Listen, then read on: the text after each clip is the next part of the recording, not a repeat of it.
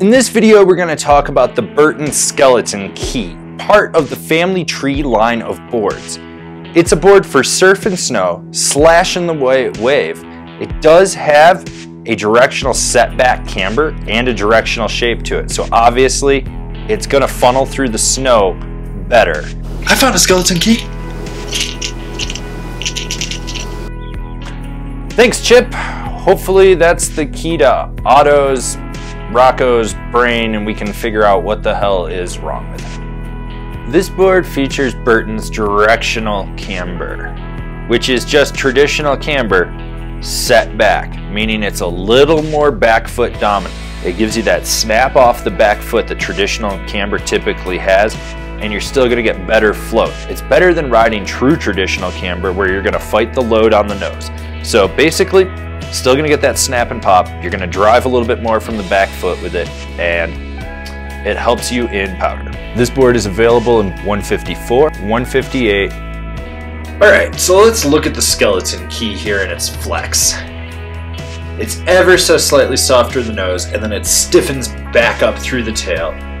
There's a decent amount of torsional give to it, but not overly abundant. Overall, the flex is just past a middle of the road powder board flex. Now, this translates over to the stability of the board. This is a board that you can rip through chunder, heavy pow, rutted out terrain, icy mogul fields, anything like that. This board's gonna plow through it with ease. It never falters. It's very stable, it's very smooth, which means it's damp, yet still lively. The one thing that I really noticed with the pop out of this board was that it was a bit sluggish. It took more to engage, and when it rebounded back out, it wasn't super springy. It didn't have that natural snap that you know from other boards. It did the job, but there's other boards that do it better.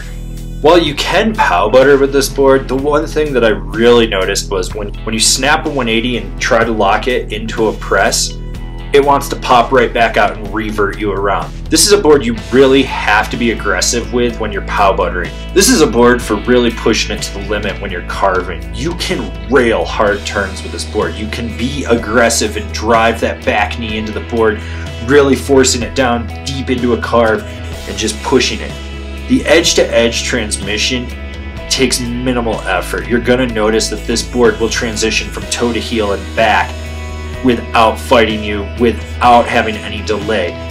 But the big thing is how well this thing carves. You can drive it super aggressively and never have to worry about it. I definitely recommend this board for someone that wants a really directional, stiffer powder board. This is something that you can drive aggressively with. The one thing that I didn't like about it though was the lack of pop. That's the only real downfall to the skeleton key that I could personally find with it. So if you're okay with it having minimal pop but being more aggressive, check it out. If you're not, I've got other boards that I've reviewed that you should be checking out. So what other decks stack up to the Burton Skeleton Key? Well, the Rome Blur, the Jones Ultracraft, the Unity Whale, the Dinosaurs Will Die Pow Reaper, because you don't want to fear the Reaper, the Flow Enigma, and the Endeavor Archetype. Alright, so now you've decided what snowboard you're going to get, and you're going to decide where you're going to buy it. If you're shopping local, awesome. Slap your local shop guys a high five and tell them they're killing it.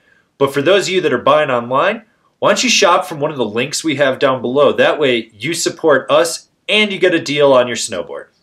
Don't forget to subscribe to our channel. That way you can see all the relevant or irrelevant snowboarding content that we're putting out for you guys.